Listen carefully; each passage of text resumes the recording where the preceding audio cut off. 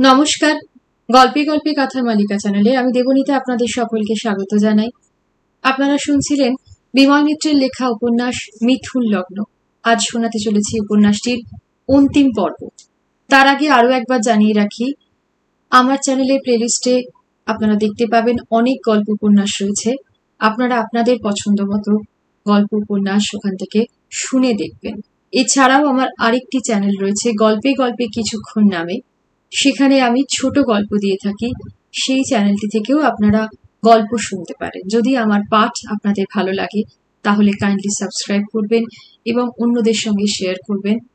আসুন শুরু করি আজকের গল্প পাঠ। স্কুলেরও এখন অনেক কাজ বেড়েছে। চারিদিকে মিস্ত্রি মজুর খাটছে। ইট চুন সুরকির পাহাড়। বাঁশের ভাড়া বেয়ে বেয়ে মজুরেরা মাথায় করে ইট বয়ে নিয়ে যায়। খোয়া ভাঙার শব্দে কান পাতা যায় না। তবু কমলা দত্তর কোনো বিরক্তি নেই। মিস্ত্রিরা যখন চলে যায় কাজের শেষে কমলা দত্ত গিয়ে দাঁড়ায়। বাড়িটা সম্পূর্ণ হলে কেমন দেখাবে কল্পনা করে নেবার চেষ্টা করে। আল্লাদি মাসিমার ছেলে হয়েছে আর মানুর মেয়ে। মা আর মেয়ে বসে বসে চা খায় আর সামনে আকাশের দিকে পা ছুঁড়ে খেলা করে 2 মাস বয়সের মামা ভাগ্নি। আল্লাদি মাসিমা বলে, এবার কমলা মেয়েরও ছেলে হবে। কমলা দত্তর কান দুটো লজ্জায় লাল হয়ে ওঠে। শুধু বলে, ছি, কি যে বলো মাসিমা। তাই স্কুল কলেজই তো তোর সব মা। স্বামীপুর যা কিছু বলি সবই তো তোর ওই স্কুল। কমলা দত্তর এক একবার মনে হয় পুরনো গির্জার সেই সিঁড়িটা বেয়ে চাতালে গিয়ে দেখে আসে। সে লেখাটা কি এখনো তেমনই আছে, এত বর্ষা রোদ আর ঠান্ডার পরেও? কিন্তু সময় হয় না। কাজও কি তার কম? শনিবার দিন আদিনাথ আবার এলো। ট্রেন লেট ছিল, আসতে একটু দেরি হয়েছিল। কমলা দত্ত বললে, এত দেরি করে এলেন? সুকুমারী আপনার জন্য সকাল থেকে সেজে গুজে বসে আছে যে, বলে সুকুমারীকে ডাকতে পাঠালে। আর কিছু কথা বলবার ছিল না। তবু আদিনাথ একবার বললে, এবার ব্যান্ডেলে আসবার আর কোন উপলক্ষ খুঁজবো তাই ভাবছি। কমলা দত্ত মুখ নিচু করে কাজ করতে করতে বললে, এবার উপলক্ষ খুঁজলেও আর পাবেন না হয়তো, আর তাছাড়া এখানে আসবার প্রয়োজনও হয়তো হবে না আপনার। আদিনাথ কি যেন উত্তর দিতে যাচ্ছিল, হঠাৎ সুকুমারীর সঙ্গে মোটঘাট নিয়ে এসে হাজির। এসেই আদিনাথকে বললে, চলো তাহলে। কমলা দত্ত ও আদিনাথকে বললে, 1 মাস পরে সুকুমারীকে আবার ফিরিয়ে দিয়ে যাচ্ছেন তো? উত্তর দিলে সুকুমারী, বলে, আশীর্বাদ করো কমলাদি, আর যেন তোমার কাছে কখনো না ফিরে আসতে হয়, আর যেন এমন করে মুখ না পোড়াতে হয়। হঠাৎ চমকে উঠল যেন আদিনাথ। কমলা দত্ত কিন্তু উত্তর দিলে না। প্রশান্ত হাসিতে সমস্ত সহ্য করাই যেন তার কাজ। বাইরে গিয়েও ফিরে এলো আদিনাথ।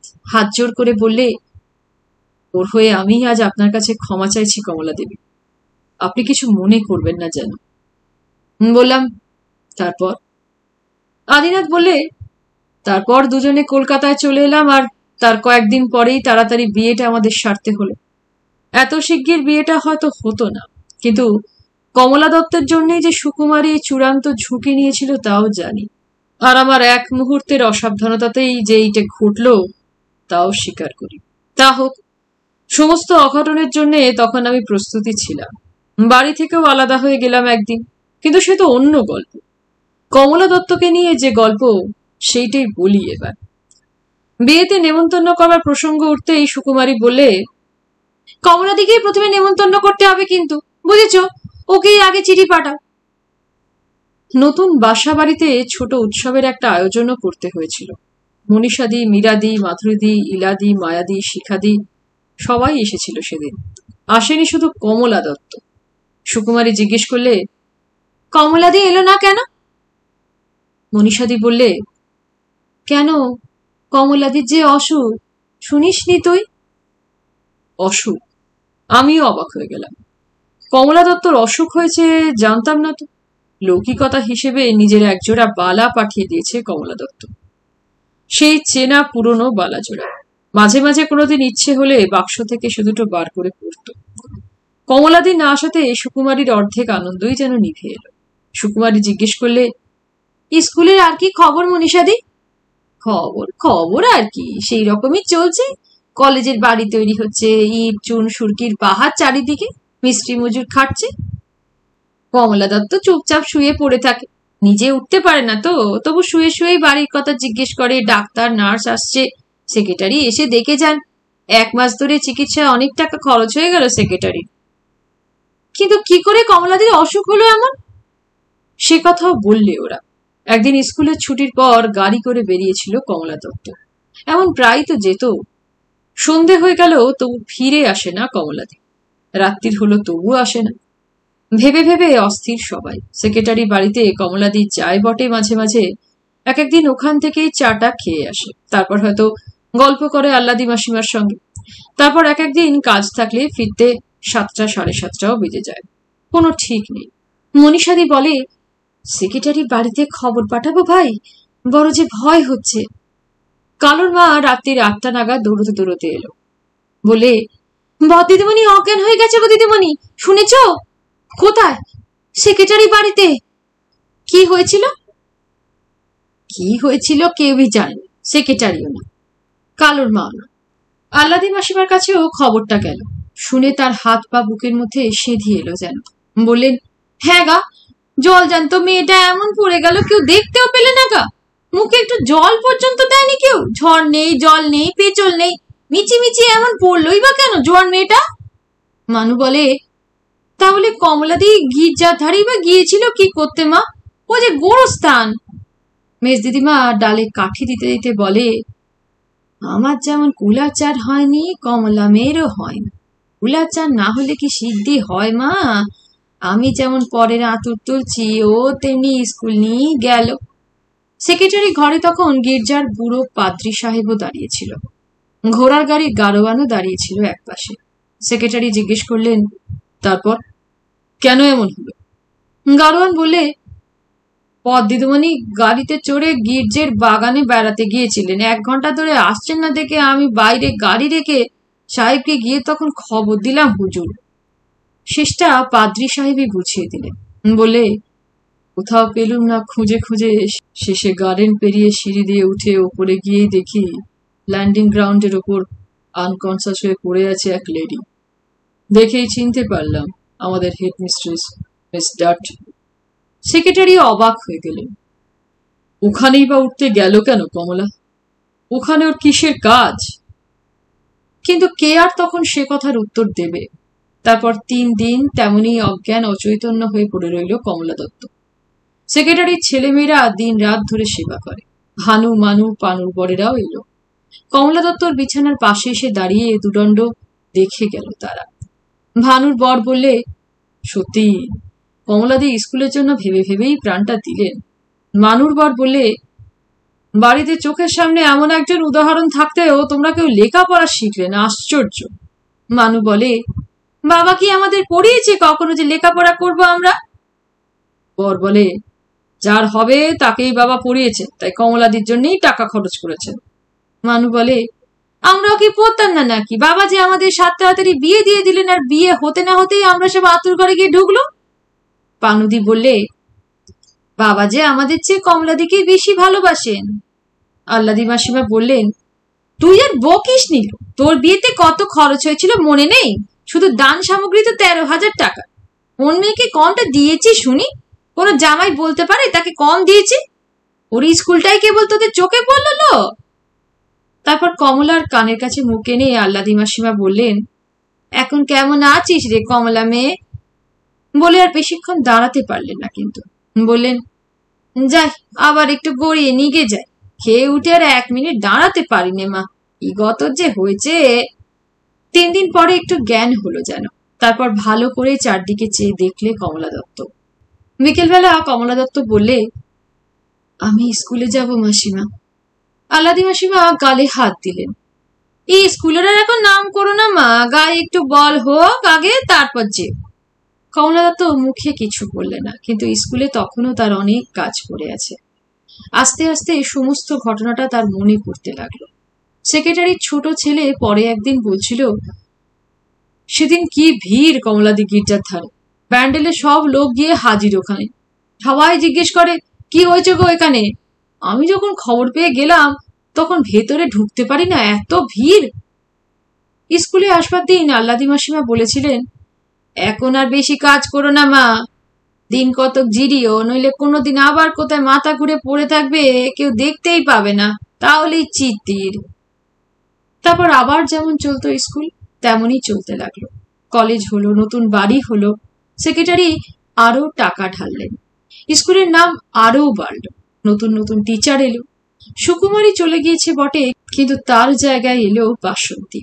শিখাদি এই স্কুল ছেড়ে আসানসোলে বেশি মাইনের চাকরিতে চলে গেল। ইলা দত্তর মা মারা গিয়েছে, মাধুরীর দাদার বিয়ে হলো, মানুর আবার একটা মেয়ে হলো, শানুর বিয়ে হলো কলকাতায়, পানুদির বর পাটনায় বদলি হয়ে গেল, আল্লাদি মাসিমা আরো মোটা হলেন, এবার তারও ছেলে হবে আবার। এমনই কত খবর। স্কুলে ফিরে আসবার পর মনীষা সেনও জিজ্ঞেস করেছিল, কমলাদি, সত্যি বলো তো ওখানে উঠতে গেলে কেন, ওই চাতালের ওপর? সুকুমারীও জিজ্ঞেস করলে, তা এত জায়গা থাকতে সত্যি ওখানেই বা উঠতে গেল কেন কমলাদি? মনীষা সেন বললে, কে জানে ভাই, কি মনে করে গিয়েছিল, সে কথা কাউকেই বলে না, কতদিন জিজ্ঞেস করেছি, কিছুতেই ভাঙে না কমলাদি। কিন্তু কমলাদি না প্রকাশ করুক, প্রকাশ একদিন হয়ে গেল। তখন কলেজ হয়েছে হুগলি গার্লস স্কুল। সেই কলেজের লেডি প্রিন্সিপাল কমলা দত্ত। সমস্ত দিন কাজের আর সীমা পরিধি নেই। আজ স্কুল কমিটির মিটিং, কাল কলেজের এডুকেশন কমিটির ইলেকশন, ভোট আর ষড়যন্ত্র, ফাইল আর পরীক্ষা, এসব নিয়েই ব্যতিব্যস্ত। আরো ঘন ঘন যেতে হয় সেক্রেটারির বাড়ি। সেক্রেটারির বাড়িতেও আরো পরিবর্তন হয়েছে। আল্লাদি মাসিমা ইদানিং আরো মোটা হয়েছে, বেশি কথা বললে বুকে হাঁপ ধরে, গায়ে জামা রাখতে পারে না, কাপড় রাখতে পারে না, বলে জামা পরলে গত রাই ঠাই করে মা। তারপর কমলা দত্তকে দেখে বলে, গতর বটে তোর, কেমন করে রাখলি মা তোর গত? তা সত্যি শরীর বটে কমলা দত্ত, কোথাও টোল খায়নি, কোথাও ঢল নামেনি। সেই নিটোল শরীরটা যেন সেদিন প্রথম দেখলেন সেক্রেটারি। কমলা দত্ত ফাইলপত্র নিয়ে কাজ দেখিয়ে নিতে এসেছিল। সেক্রেটারি বললেন, শুনলাম সদয়বাবু নাকি ইলেকশনে দাঁড়াচ্ছেন। আমিও শুনেছি। উনি যাতে কোনো গার্জেনে ভোট না পান তার ব্যবস্থা তোমায় করতে হবে। কমলা দত্ত কিছু বললেন না। সেক্রেটারি আরো বললেন, আমার বাছাই করা লোক ছাড়া আমি কমিটিতে কাউকে রাখবো না, তা তোমায় আমি বলে রাখছি। তবু কমলা দত্তর মুখ দিয়ে কিছু কথা বেরোল না। তারপর কিছুক্ষণ দাঁড়িয়ে চলে আসতেই যাচ্ছিল, হঠাৎ যেন একটু দ্বিধা করল। সেক্রেটারি বললেন, আর কিছু বলবে? কমলা দত্ত এবার মুখ তুলে চাইলে, সোজা নিষ্পলক নির্ভীক দৃষ্টি। সেক্রেটারি যেন একটু অবাক হয়ে গেলেন। এমন করে তো কোনোদিন কমলা দত্ত চায় না। সেক্রেটারির নজরে পড়ল কমলা দত্তর শরীরটা, নিটোল, নিভাজ, নির্ভীক। হয়তো বলতে গেলেন কিছু কথা, কিন্তু তার আগেই কমলা দত্ত কথা বলেছে। কমলা দত্ত বললে, আমি ছুটি চাই। ছুটি? নিজের কান দিয়ে সেক্রেটারি যেন আর একবার শুনতে চাইলেন কথাটা। হ্যাঁ, কিছুদিনের ছুটি। সেক্রেটারি তবু বিশ্বাস করতে পারলেন না, ঠিক শুনেছেন তো তিনি। বললেন, তোমার নিজের ছুটি না আর কারো? না, আমারই ছুটি। ছুটি নিয়ে তুমি কোথায় যাবে? কমলা দত্ত বললে, যাবার জায়গা আমার আছে। সেক্রেটারি গম্ভীর হয়ে গেলেন, বললেন, বাগনিসুন্দিপুরে? সেখানে তোমার মা তো মারা গিয়েছে, আর বাবা, তার তো কোনো সংবাদই নেই। কমলা দত্ত বললে, না, বাগনিসুন্দিপুর ছাড়াও আমার যাবার জায়গা আছে। কোথায়? কমলা দত্ত কোনো উত্তর করলেন না, চুপ করে দাঁড়িয়ে রইল। সেক্রেটারি বললেন, বসো কমলা, তোমার মাথা ঠিক নেই, স্থির হয়ে বসো। কমলা দত্ত চেয়ারের উপর বসল। সেক্রেটারি প্রথমে নরম হয়ে বোঝাবার চেষ্টা করলেন, সামনে ইলেকশন আসছে, এ সময় তোমাকে ছুটি কি করে দেওয়া যায় বলো? তোমার ওপরই যে সমস্ত ভার, তুমি বোঝো না? আমি আর পারছি না। সেক্রেটারি বললেন, আমি তো আছি, আমি তোমাকে সাহায্য করব, যে কাজ তুমি পারবে না আমি করে দেব। কমলা দত্ত তবু চুপ করে বসে রইল। বিশ্রাম তোমার দরকার বুঝতে পারি, তুমিও তো মানুষ, আর শুধু মানুষ নয়, মেয়ে মানুষ। পেশিনেরও বিশ্রাম দরকার হয়, কিন্তু তা বলে এখন এই ইলেকশনের সময়ে? কমলা দত্ত তবুও চুপ করে রইল। সেক্রেটারি বললেন, ছুটি যদি নিতেই হয় তো নিও, পরে নিও। কোথাও যদি চেঞ্জে যাবার দরকার হয় তো যেও, আমার সঙ্গেই যেও, আমিও তোমার সঙ্গে যাব, একলা তোমায় ছেড়ে দেওয়া যায়। কমলা দত্ত বলে, না, আমার এখনই ছুটি চাই। সেক্রেটারি স্তব্ধ হয়ে গেলেন। এত সাহস কমলা দত্ত হঠাৎ কোথায় পেল? বললেন, তবু তোমার ছুটি চাই? হ্যাঁ। কোথায় যাবে? কলকাতায়। কলকাতায়? কলকাতায় কোথায়? কমলা দত্ত বলে, সুকুমারীর বাড়িতে। সুকুমারীকে? সুকুমারী বসু আমাদের বাংলা টিচার ছিল? হ্যাঁ, তার বিয়ের সময় যেতে পারিনি, এবার যাবই। তারা নতুন বাড়ি ভাড়া নিয়েছেন, আমাকে যেতে লিখেছেন। সেক্রেটারি খানিকক্ষণ চুপ করে রইলেন। অনেকক্ষণ তার মুখ দিয়ে কোনো কথা বেরোল না। তারপর আস্তে আস্তে বললেন, সব তো বুঝলাম, কিন্তু এই স্কুল, এই কলেজ, সবই তো তোমার, এই প্রতিষ্ঠানের সব দায়িত্ব। একদিনের উন্নতি অবনতি, লাভ লোকসান সব তো তোমার উপরেই নির্ভর করবে। যেদিনে আরো অনেক বড় হবে, স্বদেশ বিদেশ থেকে নানা জ্ঞানী গুণীরা আসবেন, তখন তোমারই তো জয় জয়কার, তোমাকেই তো সবাই সম্মান করবেন। আমি কে? আমি তো কেউই নই। তখনও কমলা দত্ত চুপ করে রইল। রামমোহন সেন আবার বলতে লাগলেন, আর তাই যদি না হবে তো আর 5 জন মেয়ের মতো তোমার বিয়ে দিয়ে দিলেই পারতুম, যেমন বিয়ে দিয়েছি ভানু, পানু, মানু, শানু সকলের। আর সকলের মতো নুন তেল মশলার সংসার নিয়ে তুমিও জীবন কাটিয়ে দিতে, কোনো ঝঞ্ঝাট ছিল না, ঝামেলা ছিল না। এবারও কোনো কথা বললে না কমলা দত্ত। সেক্রেটারি বললেন, রাত হয়ে যাচ্ছে, এবার তুমি বাড়ি যাও কমলা। কমলা দত্ত উঠল, আস্তে আস্তে চলেই যাচ্ছিল। সেক্রেটারি বললেন, দাঁড়াও। তারপর কাছে উঠে এসে বললেন, সোজা একেবারে বাড়ি চলে যাও, আর কোথাও যেন যেও না, বুঝলে? সোজা বাড়ি, তোমার মাথা ঠিক নেই। তারপর বাইরে এসে গাড়োয়ানকে বলে দিলেন, বর দিদিমণিকে সোজা স্কুল বাড়িতে নিয়ে যাবে, আর কোথাও যেও না, সোজা স্কুল বাড়ি, বুঝলে? গাড়োয়ান সেরাম করে বললে, জি হুজুর। তারপর কমলা দত্ত গাড়ির ভেতরে গিয়ে বসে দরজা জানলা বন্ধ করে দিতে তবে যেন একটু নিশ্চিন্ত হতে পারলেন রামমোহন সেন। সেদিন শনিবার, সামার ভ্যাকেশনের ছুটি হয়ে গিয়েছে। অনেকদিন আগে সামার ভ্যাকেশনের সময় এমনই একটা শনিবারের ঘটনা। সেক্রেটারি নেই, সেদিনও এমনই হয়েছিল। তখন এমন কলেজ হয়নি এই স্কুল। তখন যারা ছিল এখন তাদের অনেকেই নেই, তবু সকলেই কমলাদি বলতে অজ্ঞান। অফিস ঘরে কমলা দত্ত বসেছিল। টিচাররা সবাই চলে গিয়েছে যে যার বাড়ি। হঠাৎ পিয়ন এসে চিঠি দিয়ে গেল। রোজকার ডাক, আজে বাজে সব চিঠি, নানান কাজে। হঠাৎ একটা চিঠির হাতের লেখা দেখে কেমন যেন বাকরোধ হওয়ার মতো অবস্থা হলো। লিখেছে আদিনাথ, আদিনাথের সেজ ছেলের অন্নপ্রাশনে যাবার নেমন্তন্ন। লিখেছে, কোনোবারই তো এলেন না, আমরা প্রত্যেকবারই আপনার জন্য সাগ্রহে পথ চেয়ে থাকি, এবার নিশ্চয়ই আসবেন। আর যদি অসুবিধে থাকে তো আমি নিজে গিয়েও আপনাকে সঙ্গে করে নিয়ে আসতে পারি। শেষে চিঠির নিচে সুকুমারী জুড়ে দিয়েছে, কমলাদি, এবারে যদি না আসো তো বুঝবো তুমি আমাদের ওপর রাগ করেছ। চিঠি পড়তে পড়তে হঠাৎ মনে হলো কে যেন পাশের দরজা থেকে উঁকি মারলে। কমলা দত্ত ডাকলে, কে? কে গো তুমি? একটু পরে কালোর মা উঁকি দিলেন।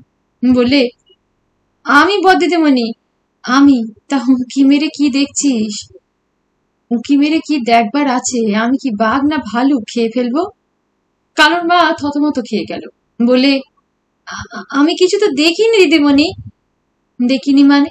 আমি দেখলাম, তুমি উঁকি দিলে, আবার না বলছো? কালোর মা চুপ করে গেল। কিন্তু কেমন যেন খারাপ হয়ে গেল মনটা। আজকাল প্রায়ই দেখা যায় কালোর মাকে অমনি উঁকি দিতে, যেন কিছু সন্দেহ করে, যেন পাহারা দেয়, যেন নজরবন্দি করে রাখে তাকে। কাল সুকুমারীর ছেলের অন্নপ্রাশন। এখানকার কাউকেই নিমন্ত্রণ করেনি, শুধু একলা কমলা দত্তকেই যেতে লিখেছে। কিন্তু এমন সুযোগ বুঝি আর পাওয়া যাবে না। সকালবেলা ট্রেনে যদি চলে যায় কলকাতায়, বিকেল বেলায় ফিরে আসতে পারবে অনায়াসে। পরদিন সকালবেলায় কালুর মাকে ডাকলে কমলা দত্ত, বলে, একটা চিঠি তোমাকে সেক্রেটারির বাড়ি নিয়ে যেতে হবে কালুর মা। এই এত ভোরে? কিসের চিঠি বল দিদিমণি? লিখলুম, আমার শরীরটা খারাপ, আজকে আর সেক্রেটারির বাড়ি সকালবেলা যেতে পারবো না, এই কথা। আর সকালে কিন্তু খাবো না আমি শুতে গেলাম আমার ঘরে, আমাকে বিরক্ত করো না যেন। কালুর মা চলে যেতে কমলা দত্ত তাড়াতাড়ি করে গুছিয়ে নিলে। গুছিয়ে নেবার অবশ্য তেমন কিছু নেই, কিছু টাকা শুধু পথ খরচ বাবদ। আর সুকুমারীর বড় আর মেজ ছেলের বেলাতে হাতের রুলি আর গলার হার ছড়া দেওয়া হয়ে গিয়েছে, এখন আর কিছু নেই দেবার মতো। শুধু রূপোর 10টা হোক 20টা হোক টাকা দিলেই চলবে, খালি হাতে যাওয়া যায় না। সমস্ত বোর্ডিং বাড়িটা ফাঁকা, কোথাও জনপ্রাণীর কোনো সারা শব্দ নেই, শুধু বাড়ির শেষ প্রান্তে জমাদারের ঘর। আপিসটা ভালো করে তালা লাগিয়ে দিলে। অনেক কিছু দামি দামি কাগজপত্র আছে ওখানে, টাইপ রাইটিং মেশিন, স্কুল ফান্ডের ইমপ্রেস্টের সামান্য কিছু টাকা, আর গোটা কয়েক টেবিল চেয়ার। নিজের ঘরেই বা কি রইল কমলা দত্তর? সোনার জিনিস আর নেই, সব ফতুর। ট্রাঙ্কের মধ্যে শুধু গোটা কতক মিলের আর তাঁতের শাড়ি, সাদা শীতে। আর অন্য টিচারদের ঘরেই বা কি রইল? যার যা জিনিসপত্র প্রায় সবই তো সঙ্গে নিয়ে গিয়েছে, পাহারা দেবার মতো দামি জিনিস কিছুই নেই। কিন্তু আর একটা প্রশ্ন, বাড়ি চিনে যেতে পারবে তো ঠিক? কখনো কলকাতায় যায়নি একা একা, যা 2-1বার গিয়েছে, তাও সেক্রেটারির সঙ্গে, ঢাকা ট্যাক্সিতে করে। তারপর কাজকর্ম সেরে চলে এসেছে আবার সেক্রেটারির সঙ্গে। তা হোক, তবু কি যে হলো কমলা দত্তর? নেশা করলেই বুঝি মানুষের এমন হয়? এই ছুটির নেশা, এই নিষিদ্ধ কাজের নেশা। নিষিদ্ধ কাজের বুঝি এমনই আনন্দ। সুকুমারী বুঝি এই আনন্দেই আদিনাথের সঙ্গে শনিবার শনিবার পালিয়ে যেত। আজ যেন কমলা দত্তর রক্তের মধ্যে সুকুমারী সেই পালাবার নেশায় উদ্দাম হয়ে উঠল। সুকুমারীর ছোঁয়াচ লেগেছে বুঝি এতদিনে তার উপর। এখান থেকে পালিয়ে যাবে সে, অনেক দূরে, অনেক দূরে। আর কোনোদিন ফিরবে না, আর কোনোদিন ফিরবে না সে। তারপর শহরের এক প্রান্তে ছোট একটা ঘরে নির্লিপ্ত নির্বিকার নিরভিমান জীবন যাপন করবে। এতদিন মানুষের সঙ্গে যে বিভেদ সৃষ্টি হয়েছিল, আমিত্ব নামে যে কঠিন আবরণ সকলের কাছ থেকে তাকে আড়াল করে রেখেছিল, আমার মধ্যে অন্যের আর অন্যের মধ্যে আমার যে ব্যবধান পর্বত প্রমাণ হয়ে উঠেছিল, তার হয়তো শেষ হবে। আদিনাথের কথাগুলো মনে পড়ল তার। স্ত্রী হতে চেষ্টা করুন, স্বামী পাবেন। বোন হতে চেষ্টা করুন, ভাই পাবেন। মা হতে চেষ্টা করুন, সন্তান পাবেন। আপনি সত্যিকারের মেয়ে মানুষ হন, আর কিছু আমি চাই না। স্কুল থেকে বেরিয়ে একলাই নিঃশব্দে হেঁটে কখন স্টেশনের পথে বেরিয়ে পড়েছে খেয়াল ছিল না। রাস্তায় তেমন লোকজন এখন নেই। কপাল পর্যন্ত ঘোমটায় ঢেকে কমলা দত্ত বেরিয়ে পড়েছে রাস্তায়। এ ঘটনা তার নিজের কাছেই যেন অঘটন বলে মনে হল আজ। এমন ঘটনা কেমন করে ঘটলেও তাই তার কল্পনার বাইরে। হঠাৎ তাকে দেখে সুকুমারী নিশ্চয়ই খুব চমকে উঠবে। আদিনাথের মুখটাও মনে করবার চেষ্টা করলে একবার। ওদের বিয়ের দিনে যেতে পারেনি কমলা দত্ত, আজ সুকুমারীকে আশীর্বাদ করে আসবে, বলবে, তুই সুখী হ। সুকুমারী হয়তো সেদিনের কথাগুলো আজ নতুন করে মনে করিয়ে দেবে। বলবে, তুমি তো ওর সঙ্গে মিশতে কত বারণ করতে আমাকে কমলাদি। তুমিই তো বলতে, এতে কল্যাণ নেই, এতে মঙ্গল নেই, এতে সুখ নেই। তুমি তো কত বাধা দিয়েছ, রাগ করেছ। আজ দেখে যাও আমরা সুখী হয়েছি কত, কত মঙ্গল হয়েছে, কত কল্যাণ হয়েছে। কোনো অন্যায় হয়নি এতে আমাদের। সুকুমারী বলবে, তোমার স্কুলে যখন চাকরি করেছি তখন স্বাস্থ্য আমার কত খারাপ ছিল, আর এই দেখো আজ বিয়ে করে আমি কেমন মোটা হয়েছি, ফর্সা হয়েছি। সুকুমারী আরো বলবে, তোমার কাছে থাকতে শুধু টিচার হয়েই ছিলাম, আর এখন এই দেখো আমি মা হয়েছি। তোমার কথা তো একটাও ফলেনি কমলাদি, তুমি আমাকে সব মিথ্যে কথা শিখিয়েছ কেবল। তারপর বলবে, এই দেখো আমার রান্নাঘর, এই দেখো আমার শোবার ঘর, এই দেখো আমার বৈঠকখানা, এই দেখো আমার পুজোর জায়গা তুলসীতলা, আর এই দেখো এরা সব আমার ছাত্র, এই বড় ছেলে, মেজ ছেলে, সেজ ছেলে। সব দেখে শুনে কমলা দত্ত বলবে, তোদের সুখ দেখে আমি সুখী হয়েছি সুকুমারী। সেদিন আমারই ভুল হয়েছিল। আমি তোকে যা কিছু শিখিয়েছি সব মিথ্যে কথা, সব বাজে কথা। আমি ভুল করেছিলাম, আমার হিংসে হয়েছিল, বিশ্বাস কর তুই। আদিনাথ হয়তো এক ফাঁকে জিজ্ঞেস করবে, সেই পর্তুগিজ গির্জাতে আর কখনো গিয়েছিলেন নাকি বেড়াতে? কমলা দত্ত বলবে, গিয়েছিলাম। আদিনাথ জিজ্ঞেস করবে, কি দেখলেন? কিছুই না। আপনার সেই হাতের লেখাটা নেই সেখানে? সেটা মুছে গিয়েছে, আর মুছে না গেলেও মুছে যাওয়াই তার উচিত ছিল। তাই নিজেই আমি একদিন সেখানে গিয়ে সেটা মুছে দিয়ে এসেছি। কেন? কেন জিজ্ঞেস করছেন? অজ্ঞানে যা করেছি সজ্ঞানে তা যে সহ্য হলো না। অজ্ঞানে যে ঠিক কাজ করেননি তাই বা কে আপনাকে বললে? নিজের মনকে কি আপনি ঠিক মতো চেনেন? নিজেকে কি সবাই চিনতে পারে আদিনাথ বাবু? পারে পারে, অন্তত চিনতে চেষ্টা করতেও পারে। কিন্তু আপনি যে চেষ্টাও করেন না। আপনি অন্ধকার ঘরের মধ্যে কালো বেড়াল ধরবার চেষ্টা করলে পারবেন কেন বলুন? কমলা দত্ত বলবে, কিন্তু কেন এমন হলো? এ কি আমার জন্মলগ্নের দোষে? বাবা বলতেন। আদিনাথ হয়তো হো হো করে হেসে উঠবে, বলবে, আচ্ছা বলুন তো, সকালবেলা সূর্য ওঠে বলে আমাদের ঘুম ভাঙে, না আমাদের ঘুম ভাঙবার সময় হয় বলে সূর্য ওঠে? কমলা দত্ত একটা যেন উত্তর দিতে চেষ্টা করবে, কিন্তু আদিনাথ তার আগেই বলবে, তোরটা অত তাড়াতাড়ি দেবেন না, অত সহজ নয় ওর উত্তর। সহজ নয় কেন বলছেন? যদি অত সহজই হতো তাহলে আর আপনার কষ্ট কিসের? প্রকৃতির নিয়মকে তো আপনি মানেন না। নিয়মটাকেই আপনি যে ধরে নিয়েছেন বেনিয়ম, তার গুণগার দিতে হবে না? প্রকৃতি তো আদিনাথ নয় যে সহজে ছাড়বে। আমি তো সেদিন গির্জার চাতালে আপনাকে ছেড়েই দিয়েছিলাম, কিন্তু সে তো তার শোধ বোধ হিসেব নিকেশ করায় গন্ডায় মিলিয়ে নেবেই। সে তো মেয়ে মানুষ মানবে না, পুরুষ মানুষও মানবে না। তার পাওনা মেটানো চাই চাই। কিন্তু সেক্রেটারি যে বলেন লাভটাই বড়, হিসেবটা কিছু নয়। লাভ যদি হয়তো হিসেবে ভুল থাকলেও ক্ষতি নেই। আদিনাথ বলবে, লাভ হলো দোতলার বাসিন্দা। দোতলায় যেতে গেলে নিচের দারোয়ানটাকে তো ভুললে চলবে না। সেই দারোয়ানের নামই তো হিসেব, তার মানেই তো নিয়ম। কিসের নিয়ম? এই যে আপনাকে আমার ভালো লাগে বা একদিন আমাকে আপনার ভালো লেগেছিল, এই নিয়ম। সেই নিয়ম তো আপনি সেদিন মানেননি। কিন্তু এখনো তো সময় আছে। না, আর সময় নেই। কেন? লগ্ন পার হয়ে গিয়েছে। প্রকৃতির নিয়মের মজাই যে ওই, একবার লগ্ন পার হয়ে গেলে আর সে ফিরে আসে না। ফিরে আসে না? কিন্তু আমি তো ফিরে যাব বলে আসিনি আদিনাথ বাবু। হঠাৎ যেন কি হয়ে গেল। ট্রেন আসার গোলমাল, প্ল্যাটফর্মে অনেক ভিড়, টিকিট কাটা হয়ে গেছে। এবার তাকে সতর্ক হতে হবে। ঘুমটা ঠিক করে নিয়ে কমলা দত্ত এবার প্রস্তুত হলো। সময় আছে, এখনো সময় আছে, এখনো লগ্ন পার হয়নি। এই যে দিদিমণি এইখানে! এ কি কালুর মা, তুমি এখানে? তোমাকে তো খবর দিইনি, তোমাকে তো জানাইনি।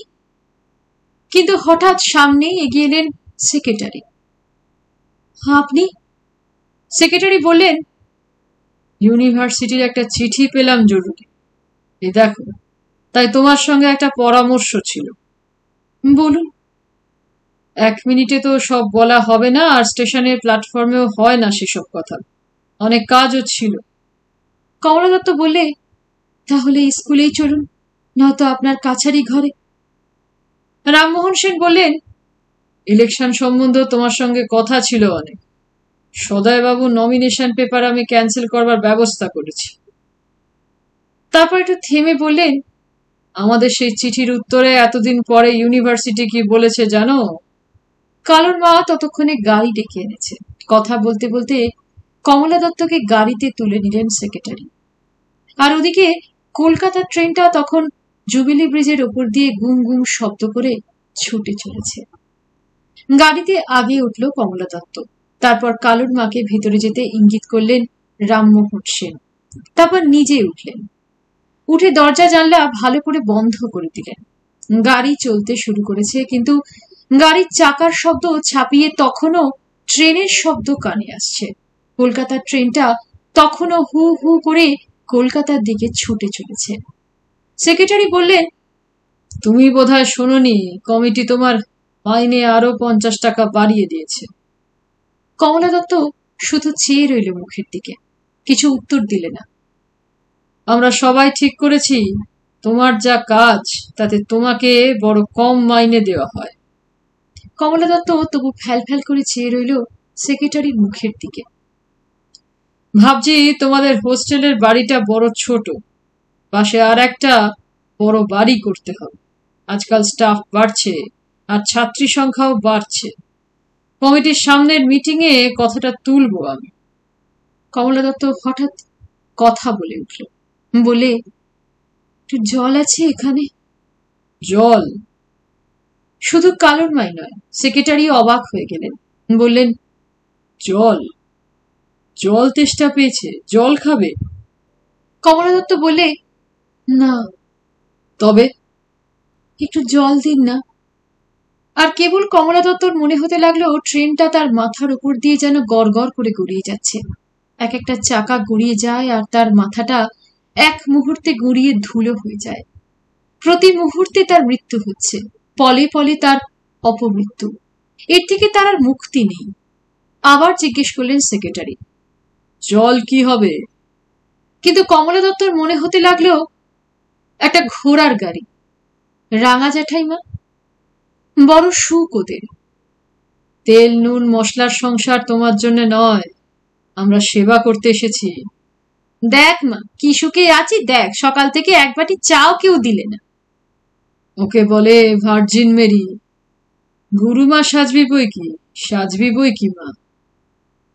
মেয়ে মানুষের গয়না না পড়লে কি মানায়? তোমাকে ভালোর জন্যই বলছি সুকুমারী, ওতে মঙ্গল নেই, কল্যাণ নেই।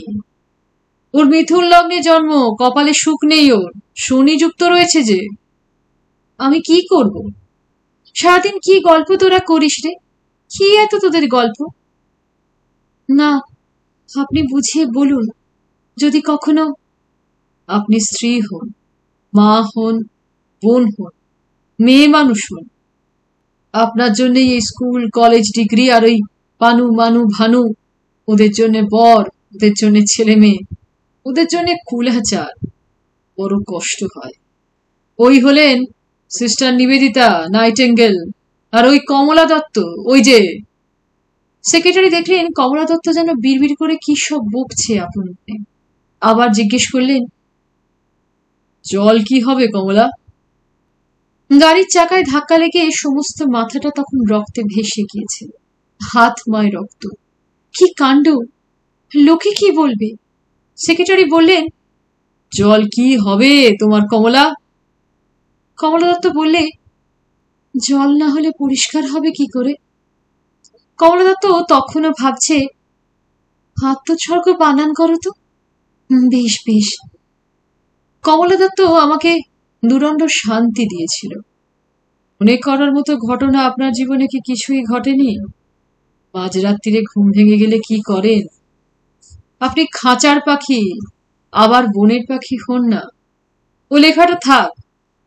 আপনি এক মুহূর্তের জন্য মেয়ে মানুষ হয়েছিলেন, ও তার সাক্ষী হয়ে থাক। সেক্রেটারি তখনও কিছু বুঝতে পারছেন না। কালোর মাও যেন হতবাক হয়ে গিয়েছে। কমলা দত্তকে ধরে বসে আছে সে, যেন না ধরলে পড়ে যাবেন দিদিমণি। গাড়ি তখনও গড়গড় করে গড়িয়ে চলেছে। সেক্রেটারি বললেন, কি হলো তোমার কমলা? কমলা দত্ত বললে, একটু জল দিন না। জল? জল কি করবে, খাবে? না। তবে? হাতটা ধোবো। সেক্রেটারি তবু কিছু বুঝতে পারলেন না। বললেন, হাত ধোবে কেন? হাতে কি লেগেছে? রক্ত। আদিনাথ থামল, বলে, তা আমি তখন কমলা দত্তর চিঠি পেয়ে হাওড়া স্টেশনে হাঁ করে দাঁড়িয়ে আছি। তো দাঁড়িয়েই আছি। একটার পর একটা ট্রেন এসে চলে যায়, কমলা দত্তর দেখা নেই। তখন এসব খবর পাইনি, পরে সব শুনলাম। কমলা দত্তকে নাকি সেক্রেটারি আটকে রেখেছেন। তারপর একটু থেমে বললে, এরপর যখনই আমাদের ছেলে মেয়ে হয়েছে, সুকুমারী প্রত্যেকবার কমলাদিকে চিঠি দিয়ে নেমন্তন্ন করছে। কমলা দত্ত কখনো বা কয়েকটা টাকা, কখনো বা একটা গয়না পাঠিয়ে দিয়েছে ছেলে মেয়েদের নাম করে করে। আমিও অনেকবার ভেবেছি একবার যাই, দেখা করে আসি গিয়ে কমলা দত্তর সঙ্গে, কিংবা গির্জায় গিয়ে দেখে আসি সেই চাতালের সামনের দেওয়ালের ওপর কমলা দত্তর হাতের লেখা আমার নামটা তখনও তেমনি স্পষ্ট আছে কিনা। কিন্তু যাওয়া আর আমার হয়ে ওঠেনি। আর তারপর আস্তে আস্তে আমার ব্যবসাও বাড়ল, আর হয়তো মনটাও বদলে গেল বয়সের সঙ্গে সঙ্গে। কমলা দত্তর প্রসঙ্গ আস্তে আস্তে ক্রমে ভুলেই গেলাম বলতে গেলে। জিজ্ঞাসা করলাম, আর স্কুল? বলেছি তো, সেই স্কুল পরে কলেজও হয়েছে। কমলা দত্ত আরো 3টে সাবজেক্টে MA পাশ করেছে, কলেজের লেডি প্রিন্সিপাল হয়েছে। মোট কথা অনেক কিছু ঘটনাই ঘটে গিয়েছে ইতিমধ্যে।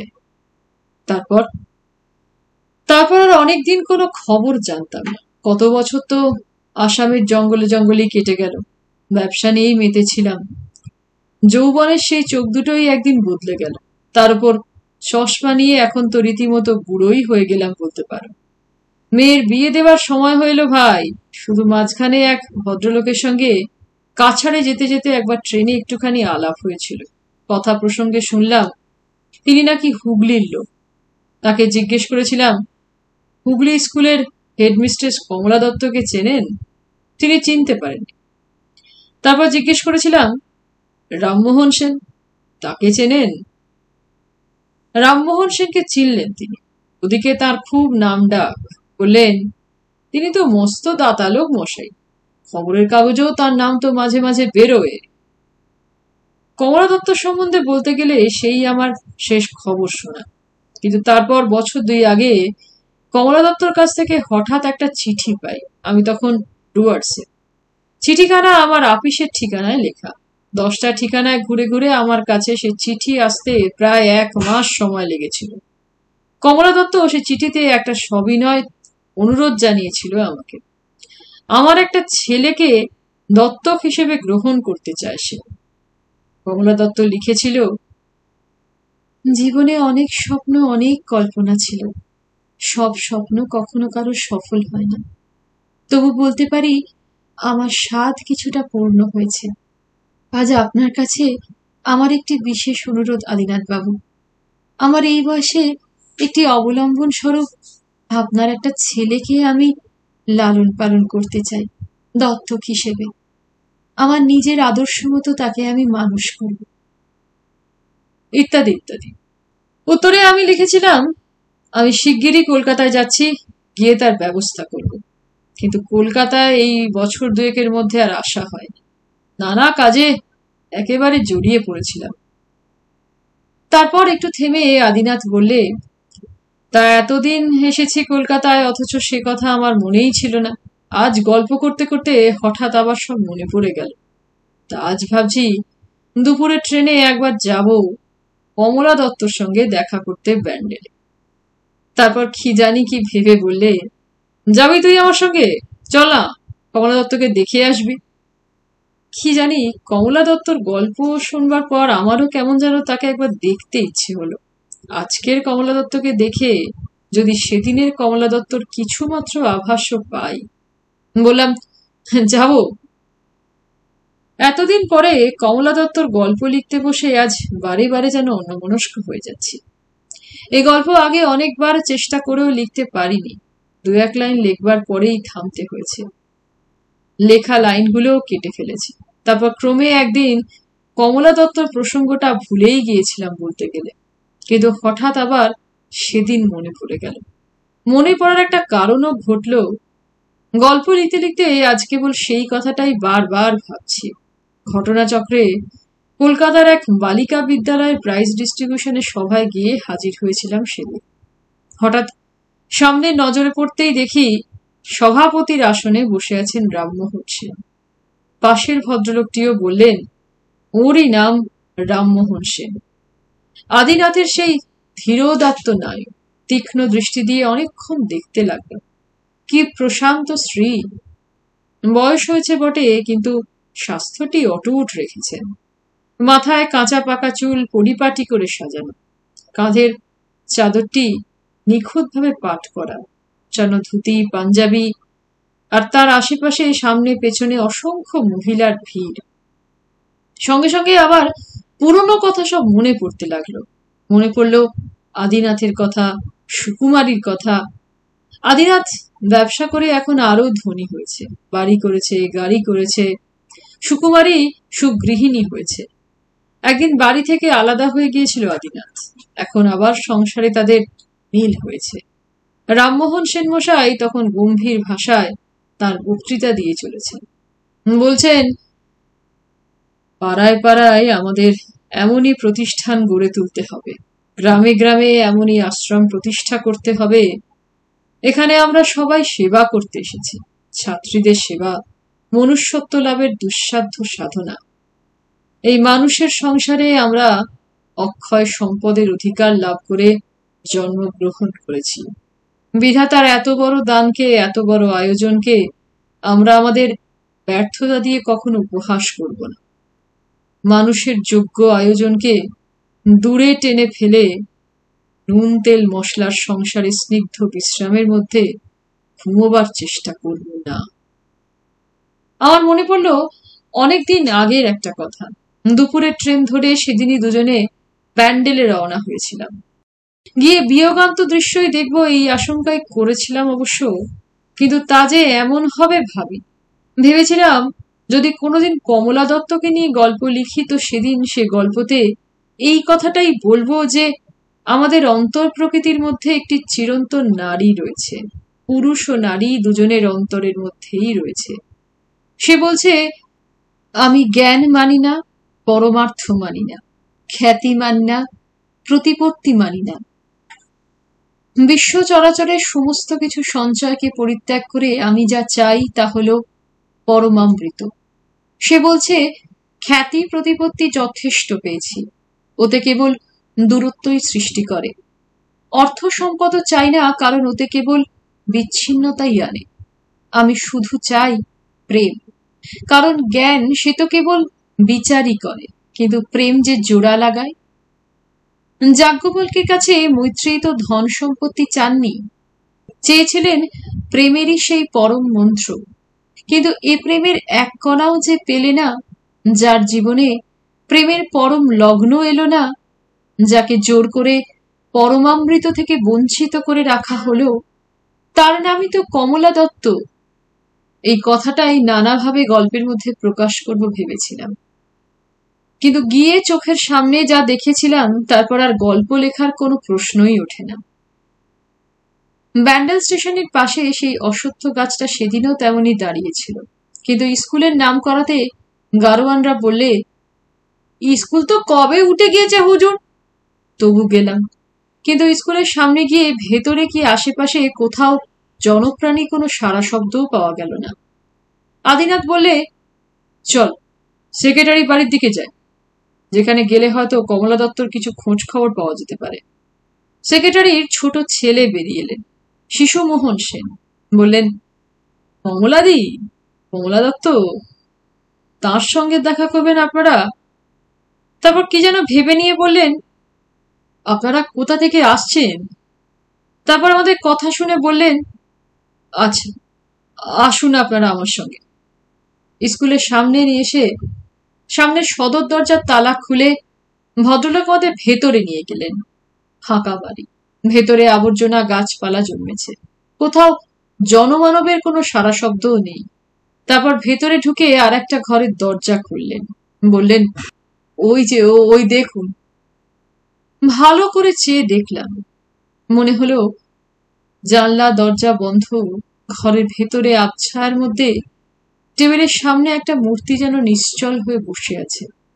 আমাদের দেখে উঠে সামনে এগিয়ে এলো। মাথার চুল অল্প অল্প পেকে গিয়েছে, অনেক দিন চুলে তেল পড়েনি।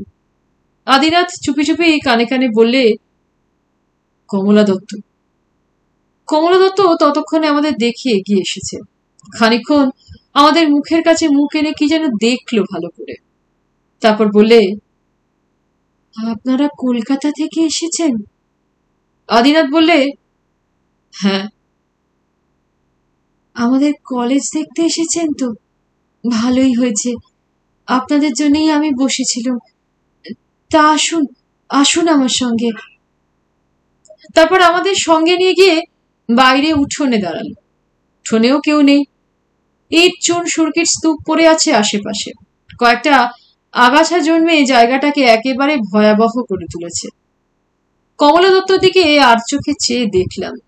নিষ্প্রাণ ক্রূর দৃষ্টি দু চোখে, মুখে অস্বাভাবিক রুক্ষতা, সর্বাঙ্গে কর্কশ কৃশ কাঠিন্য। সেখানে দাঁড়িয়ে কমলা দত্ত সেই পাথরের মূর্তি দেখে যেন ভয় করতে লাগলো আমার। সে সামনে আঙুল দেখিয়ে বললে, ওই দেখুন, ওই যে পূব দিকে খোলা জায়গাটা দেখছেন, ওইখানে হবে আমাদের ফিজিক্স আর কেমিস্ট্রি ল্যাবরেটরি, আর তার পাশেই হবে ফিজিক্যাল কালচারের জিমনাসিয়াম। আর এই সামনের খালি মাঠটা দেখছেন, ওইটাতে হবে মস্ত একটা হল। কোনো বিখ্যাত লোক এলে ওখানেই বক্তৃতার ব্যবস্থা হবে।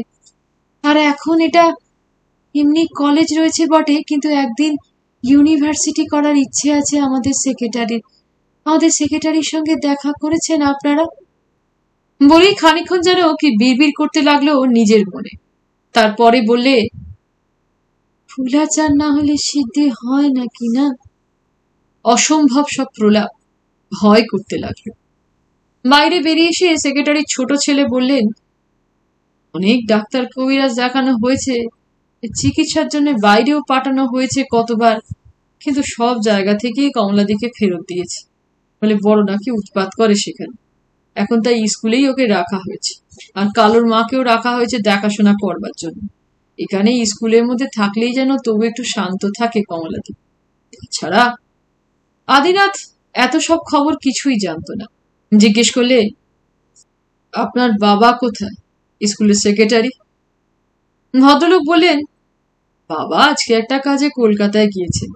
নানান কাজে তাকে প্রায়ই যেতে হয় কলকাতায়। তাঁর আসতে রাত্রির হবে। কিন্তু এই স্কুল বন্ধ হলো কেন? আদিনাথ বললেন, স্কুলের জন্য বাবা তো প্রায় সর্বস্ব খরচ করেছেন। যতদিন কমলাদি ভালো ছিল ততদিন স্কুল চালানো হয়েছে। তারপর যখন কমলাদির ওই রকম শরীর খারাপ হলো, তখন আর স্কুল কে দেখবে বলুন? আদিনাথ বলে, কিন্তু 2 বছর আগেও যে কমলা দত্তর কাছ থেকে চিঠি পেয়েছি দেখুন। আদিনাথ পকেট থেকে সত্যি সত্যি কমলা দত্তর পুরনো চিঠিটা বার করলে এবার। ভদ্রলোক বললেন, 2 বছর আগেও তো স্কুলটা চলছিল কিনা। তারপরও নিজেরই যে ওই রকম শরীর খারাপ হলো, তখন স্কুল বন্ধ না করে দেওয়ার উপায় কি বলুন? কমলা দত্ত ততক্ষণে আবার আপন মনে বিড়বিড় করতে করতে নিঃশব্দে ঘরের ভেতর গিয়ে ঢুকেছে। আমরাও বাইরে এসে দাঁড়ালাম। ভদ্রলোকও ধীরে সুস্থে দরজায় তালা বন্ধ করে আমাদের সঙ্গে রাস্তায় এসে নামলেন। রামমোহন সেন তখনও বলে চলেছেন, পৃথিবীতে আর যে যা করে করুক, আর যে যা ভাবে ভাবুক, আমরা এখানে বিশ্ববিধাতার কাছে শান্তি চাইতে আসিনি, আরাম চাইতে আসিনি। আমরা কল্যাণ চেয়েছি। কল্যাণ চাইলে দুঃখ কষ্টকে ভয় করলে তো চলবে না। কল্যাণ যে দুঃখের মুকুট পরেই উদয় হয় সংসারে। বক্তৃতা একসময় থেমে গেল, আর সঙ্গে সঙ্গে প্রচুর হাততালি। সে হাততালি যেন আর থামতে চায় না, কিন্তু আমি হাততালি দিতে চেষ্টা করেও যেন হাততালি দিতে পারলাম। আমার কেমন মনে হলো এক কমলা দত্ত আজ যেন হাজার হাজার কমলা দত্ততে রূপান্তরিত হয়েছে। আমার তখন সেই জানলা দরজা বন্ধ ঘরের ভেতর কমলা দত্ত নিশ্চল পাথরের মূর্তিটা যেন চোখের সামনে ভেসে উঠল। মনে হলো ও যেন উল্লাসধ্বনি নয়, আর্তনাদ। কাশিম খাঁর অত্যাচারে আজ হাজার হাজার ভার্জিন মেরি যেন একসঙ্গে আর্তনাদ করে উঠল চারিদিক থেকে। শেষ হলো বিমল মিত্রের লেখা সারা জাগানো উপন্যাস মিথুন লগ্ন। কেমন লাগলো জানাবেন, আর ভালো লাগলে তো লাইক করবেনই। আর আমার চ্যানেলের আমার পাঠ করা অন্যান্য গল্প উপন্যাসগুলিও শুনে দেখবেন। ভালো থাকবেন, চ্যানেলটিকে সাবস্ক্রাইব করে পাশে থাকবেন। ধন্যবাদ।